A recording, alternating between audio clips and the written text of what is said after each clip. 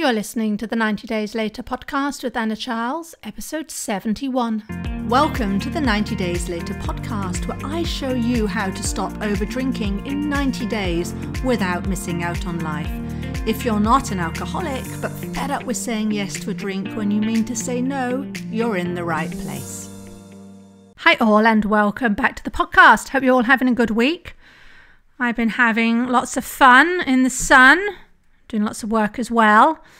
And it was interesting, actually. Last weekend, I went out to a cabaret evening and, the show was about to start. And they said, actually, hold on, hang on a second. The show is only going to start when the audience has drunk this tray of shots, plus a bucket of shots and a bucket of little bottles of some sort of liqueur that was being passed around. Of course, it was a ploy to get more cash out of the audience, but it was, so unsubtle, right? We're all going to have fun, and we're going to have fun because you're going to drink this, and when we've all drunk this, and we're going to have fun, right? And actually, the shots looked pretty revolting, and it was a not so subtle way of reconfirming that if you want to have fun, you've got to drink. And actually, the sad thing was there were some people there who clearly overdid it, and they were actually ejected from the cabaret because they had been a bit too enthusiastic about how many of the shots they had drunk earlier in the evening, right? So it's all about this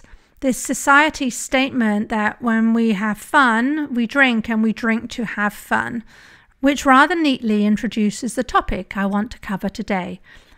And we're going to talk about your identity, specifically your alcohol identity. And I'll cover the 3 steps you can go through to firstly uncover what it is, and then how to change it if you so choose, and how to go about doing that. But first, I want to discuss why this is such an important topic. In my experience, we're often quite scared of this topic, right? We're quite scared of what we might think about ourselves. I mean, we're already thinking it, but it's kind of like if we bring that into the light, then we have to really face it and accept it and then possibly do something about it. But while we're not really talking about it, while we keep it to one side, under the covers, so to speak, we don't have to take any action, right? I know it's something that I never really embraced or never really wanted to embrace, either the before or the after, actually, right? So my before would have been, well, here's Anna, right? She loves her white wine, especially the French Chablis, especially the Premier Cru. And she's a bit shy in social engagements, but she's much more chatty when she's had some wine. She thinks she's drinking a bit too much, but she can't quite figure it out. And so she's kind of carrying on as she was, not really liking the consequences, right? So that was my before.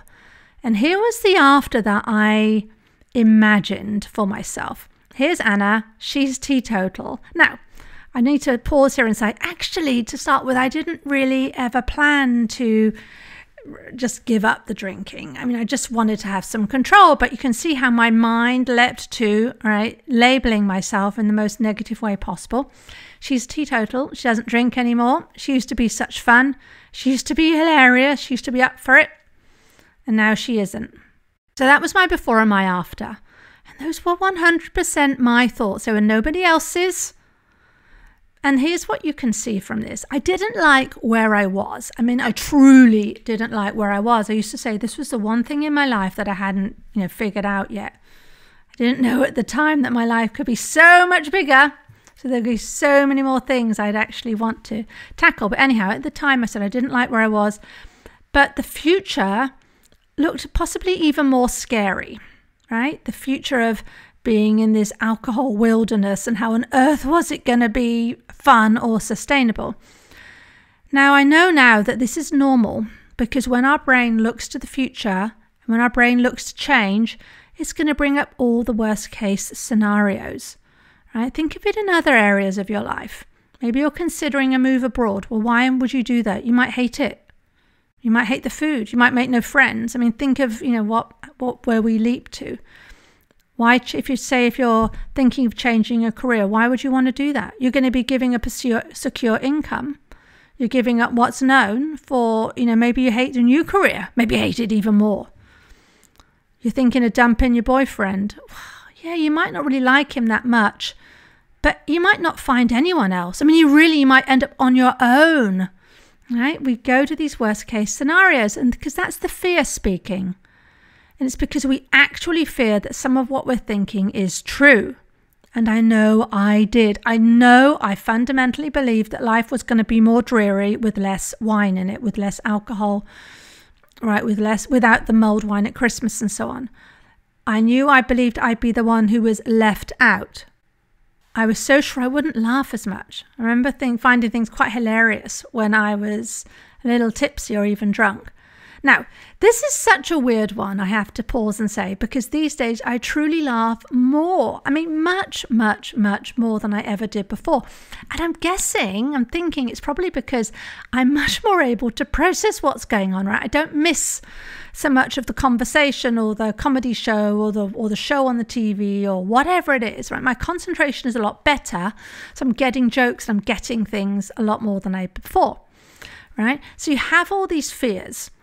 But that's okay. All these fears show you, my friend, is that your brain is acting normally because your brain is designed for survival. You've heard me say it again before.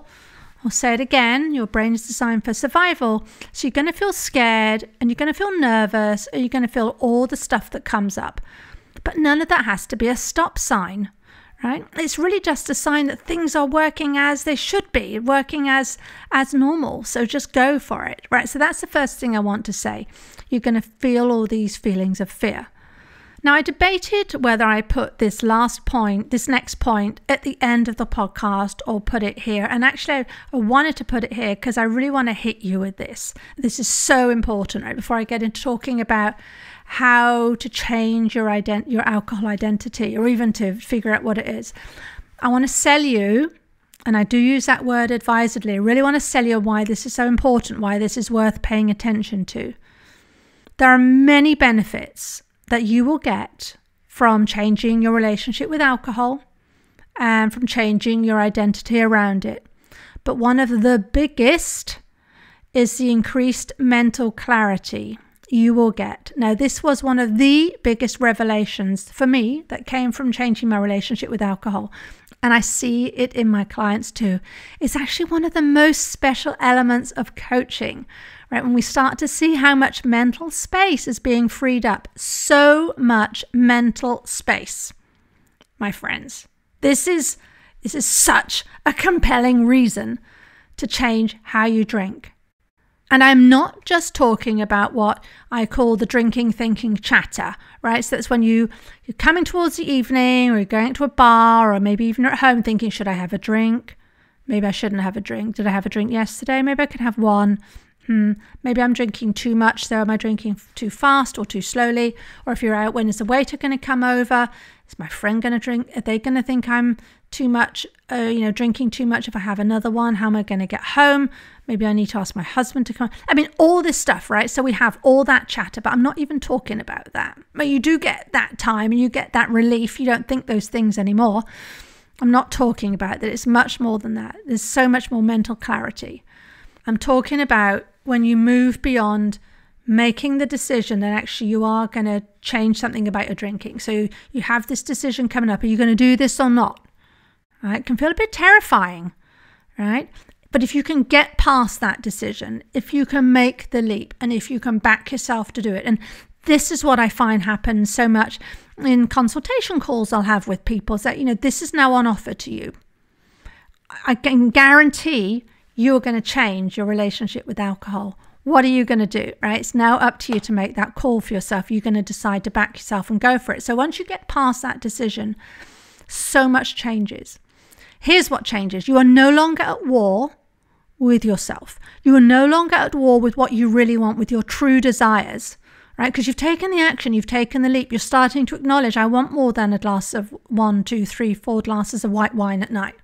And then to fall asleep in front of the sofa and say, okay, I'll start again tomorrow. So not only are you not worried about making that decision, you're no longer worried about the negative consequences. Now, there might be some, you accept there might be some in the immediate term. And I'm very clear with my clients, things aren't going to change overnight. But again, you've made the decision, you're moving beyond it. And where this leads and why this is so important is when we start to make adopt this decision and make the change, we start to think about why we're here on this earth. We think about what we're going to do with this one beautiful life that we have. And I'm pretty sure that on that list is not that we're here to drink. So what is it? What are you here for? And when we get to this point, we start to embrace this. This is when we get the mental clarity. We start to see what we can do instead. We start to see what we can desire instead. And it's all part of our new identity. I have clients tell me things like they're reading again, right? They used to love reading, but they used to just, when they had too much to drink, they would just end up reading the same page over and over, or they'd fall asleep over their book, whatever. So they're reading again. I have clients who tell me they're picking up old sports, or they're starting new ones, right? Maybe there's something that they've wanted to do, but drinking was going to be a danger to them in that new sport. And now that the drinking is out of the equation, they can do that new sport. But then it's a beautiful thing that starts to go a level deeper. We start to ask, what am I really capable of? How do I really see myself? It's not unusual at this point for my clients to start changing their jobs, to start making these really big changes and decisions, and start seeing a whole new horizon for themselves, because they realize that it was like a veil lifting. Once they got out of the alcohol fog, however minor it might have been, and it was keeping them where they were, then there's the whole new vista is opening up, right? I often speak about that I never in a million years expected I'd be running a coaching business. I mean, I was a corporate girl, right? That's what I did. I did it for 30 odd years. But my coaching business, it fills me up with more than I could ever have imagined. And I'd never got here if I hadn't changed my drinking. Now, it just so happens that I coach on drinking, but there could have been a million other things. Maybe not a million, but there were many other choices I could have made. Basically, what happened was I saw that just being stuck in a corporation, albeit at a high level, was not for me anymore. I just wanted more, right? I have so much more mental clarity, so much more mental space to be the Anna that I want to be. So that's really what I want to say. I really want you to understand, how you can hear in my voice, how important that is. And in many ways it feels when you go through this process, even when you just take the decision and I'm just going to do this no matter what, you feel a weight has been lifted. It's only when it's lifted, when this weight of I am shrugging off and I'm setting to one side that old alcohol identity, that's when you realize how much it was weighing you down in the first place, right? You get so acclimatized. You get acclimatized to it. When you're stuck in the habit, all you see is the habit, but what you also don't see is what is beyond there, right? That you've got this much, much bigger window into a much, much bigger life that you can see. It's just right now, it's all fogged up because you're drinking. All right, so now I've said that, I want to get to how do you go about doing this, uncovering your alcohol identity and changing it. Now, I absolutely advise you to view what I'm saying today as a kind of workshop. Right? Imagine that we're sitting in a session together and I'm running through this, and you're actually going to be doing the work in the moment, because that's what we're here to do anyway, right? It just happens to be a podcast, and you know me, I like to give you practical, actionable stuff so you can actually go out there in the world and you can start this today. I mean, that's a beautiful thing about drinking, right? Is that we're so surrounded by alcohol, any opportunity is an opportunity to start doing things differently. Right, so that's going to mean if you address this podcast as a kind of workshop, it means you're going to leave this podcast with the new identity, well, understanding the new identity you want to have, right? And then understanding what you're going to want to be doing in order to practice that in your life. And then if you were to decide to take this further, you can coach with me, right? This is the kind of thing we'll be doing every week, and we'll be going a lot deeper still, right? So you can get to your goal faster than you would if you're doing alone. And you can find out how to find out about coaching with me in the show notes if you so wish to. And if you're listening to this, I absolutely recommend you do that. You'll get to your goal so much faster. Okay, so the first step I want to cover today is I want you to just gain awareness and notice your current alcohol identity and how that's playing out in real time in your life. So you start by looking at who you are today. How your identity around alcohol is really your thoughts about who you are and how you use it. It's your story of you. How does this show up? Well, it's any time you say something beginning with the subject pronoun I. I'm the one who keeps the party going. I love to drink wine outside when it's a warm, sunny day and we're having a barbecue. Or I need wine to relax when I get in from work, or I can't imagine Christmas lunch without drinking, or I can't just have one when I go out for friends. It's going to be at least 3 glasses. Any I statements you have are your identity with alcohol. All right? And the words we use are so important. But here's the fascinating thing. Our identity changes over time. Now, I have clients who weren't that heavy a drinker in their younger years, but grew into it. And that was certainly my experience too. I really wasn't that big of a drinker when I was in my late teens. It's only as I got a little bit older that it started to happen for me. And here's the other thing that happens. As we grow and get older and we change, we're also going to find ourselves adopting an identity that others have observed and told us, right? Such as, you're such a partier. You're such a party girl. And then we actually move into it. I've probably mentioned before, my feelings were when someone I worked with expressed, it was almost admiration and respect in the fact that I liked a drink of Southern Comfort. He called it, SoCo. And I was so into the idea of being a SoCo on the rocks girl, right? I kind of felt sophisticated. It was this lovely chunky crystal glass with the ice cubes and the dark liquid. And I was drinking on the rocks. On the rocks. Maybe think of the Neil Diamond song, right? Love on the Rocks. So I was drinking on the rocks. And I'm totally neutral about this now.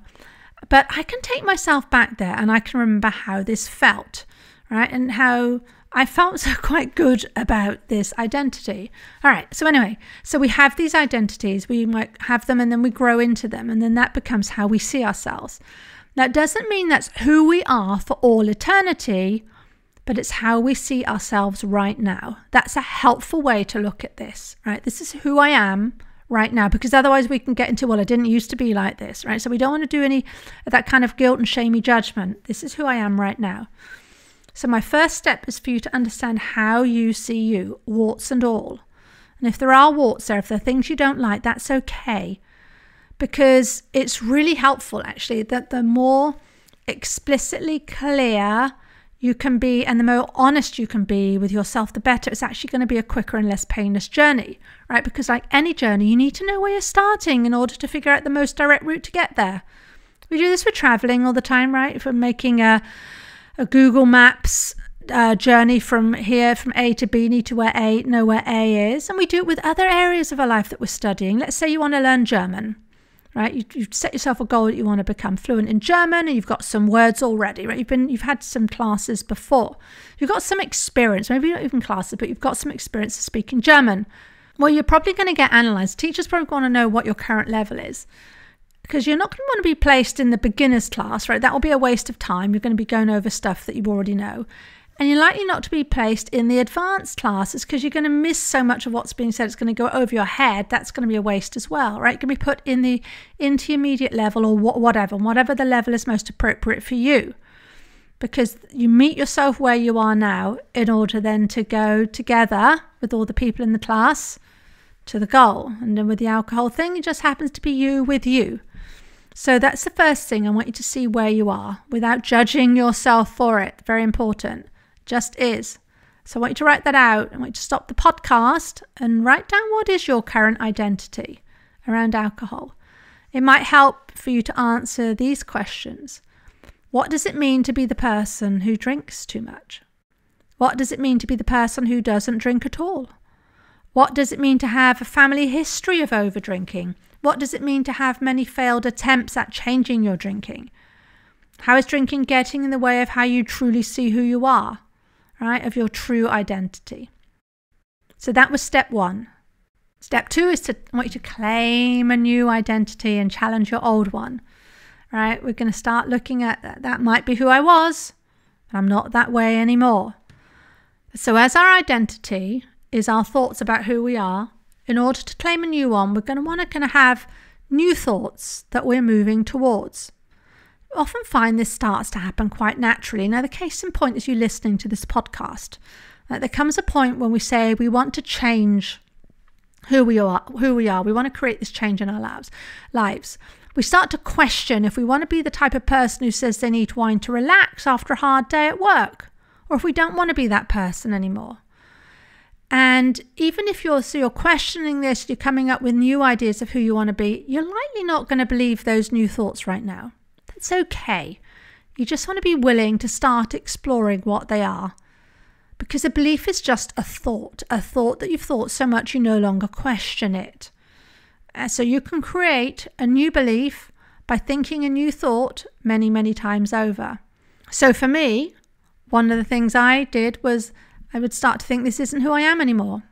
I'm not the person who has to have French Chablis when I'm out in the sun. I'm not the person who has to be able to drink lots of champagne before breakfast on Christmas Day. Right, so I want you to identify and write out these statements as to who you want to be.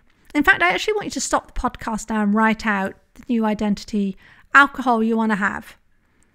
You can do that right now. Now, an important side note of something that tends to happen when we do this is we start to do the work, start to write these things down and then start to give it a go, start to try out the thoughts for size in the real world, and we may feel a bit shaky about it, a bit scared.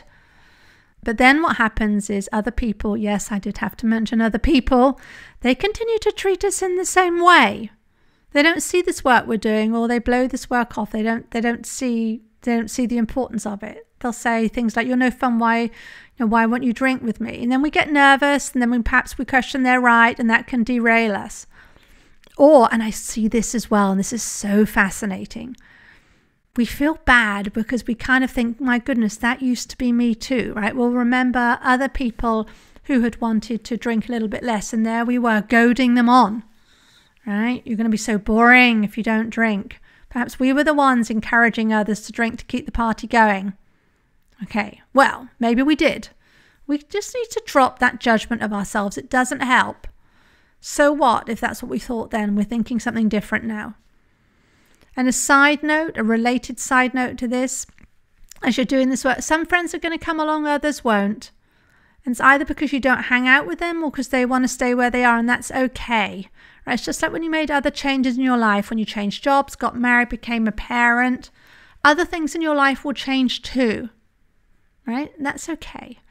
So to start claiming on your identity, I want you to write down who you want to be. And really write it down, or you can do it on your phone or on the computer. But this is how you want your life to look. So for instance, for me, it was I wanted to be someone who could take or leave white wine.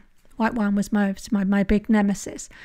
I didn't want to feel that I had to drink if it was on offer. And that meant also that if there was my favourite Chablis there, right, at some party or some do, and I decided maybe I wasn't going to drink, that I just wasn't always going to drink it. Even if someone had got it specially in for me, it didn't matter. I could have it another day, right? I could, because I wasn't always going to make it if that was there, I was going to drink it, right? I wasn't going to carry on living that way. And the third step is that you go into the world and you start practicing the new identity, start taking action from that place.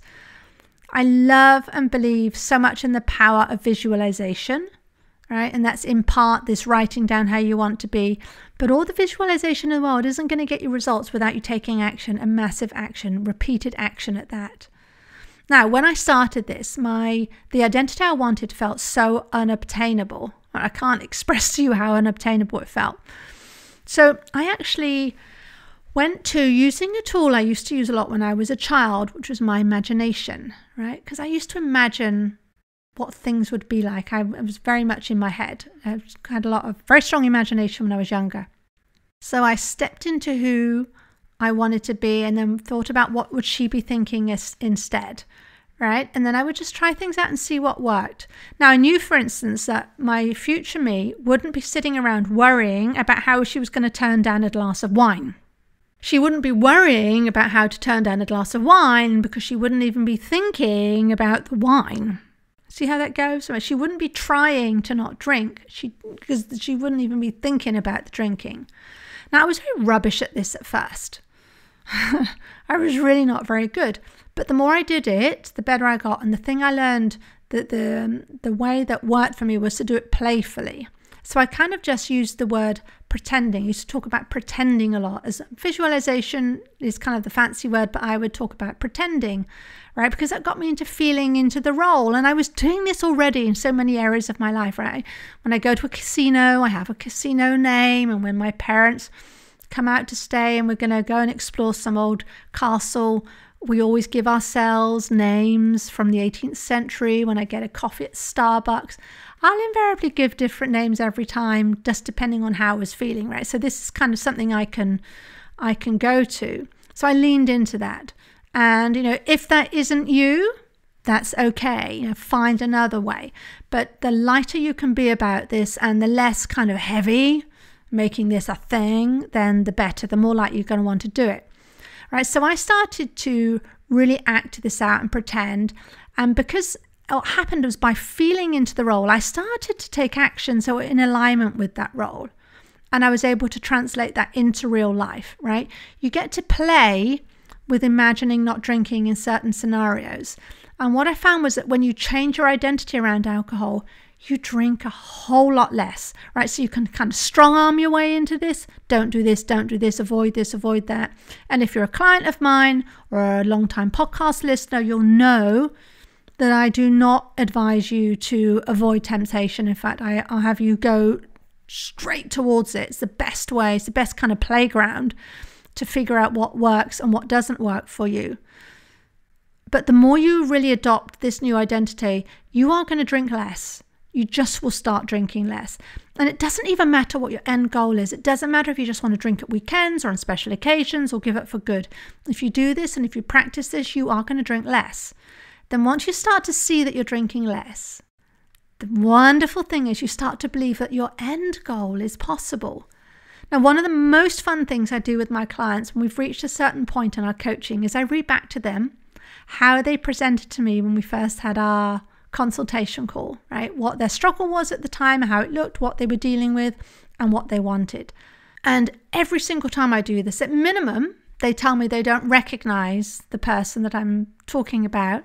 But most often, they just don't relate at all to the person, right? It could be someone from Mars I'm describing to them, not themselves a few short weeks ago, right? Even though I'm quoting verbatim their words. And that's because their identity has been changing. And we've been achieving that through coaching, right? And it's been happening slowly and happening deeply and at the roots level, right? They've been becoming their dreamed for version of themselves without even realizing. It is so cool. Because coaching isn't just about slapping on a few tools and teaching you a few life hacks. It's about fundamentally changing your relationship with alcohol from the roots up and changing your relationship with you. And that's why it's so phenomenal. That's why I wanted to talk today about identity and why this is an incredibly important part of the work of your transition, of your transformation into somebody who has freedom around alcohol, right? So in a recap, the 3 steps, how to do this for yourself: gain awareness and notice your identity around alcohol and how it's playing out in real time, right? Just notice it, jot it down. Secondly, I want you to decide and claim a new identity and then challenge the old one. That isn't who I am anymore. Might have been once, but it isn't who I am anymore. And keep reminding yourself who you are becoming. And then thirdly, I want you to practice that at any and every opportunity and do it playfully. Have fun with it, but do it. Right? Do it. And if you do want results now, if you just want to be done with this, if you want to unpick the habit and change your desire, you've got to work with me. You want to drink less. I help people like you do just that. So let's talk. It's available to you right here, right now, today. You can be listening to this and go immediately set up some time to talk with me. Go to 90dayslater.co and click on the blue box to book a call. And always remember, you get to decide what your relationship with alcohol looks like. Meaning if you want to quit, if you just want to have more control, and if you just want to cut back, whether you want to moderate or give up entirely, it's up to you. I'll support you in whatever goal you have for yourself. So go out there, review your identity and decide who you want to be, then go and make it happen. And I'll see you next week. If you like what you're learning in the podcast and you want to take the work further and achieve total freedom around alcohol, let's talk. I help my clients stop reaching for that first glass of wine the moment 6 p.m. rolls around and they don't miss out on life. And we do it in 90 days. The effect is permanent. Email me for more information on anna@90dayslater.co. And if you did enjoy the show, I'd really appreciate if you'd leave a rating and review to help others find the 90 Days Later podcast.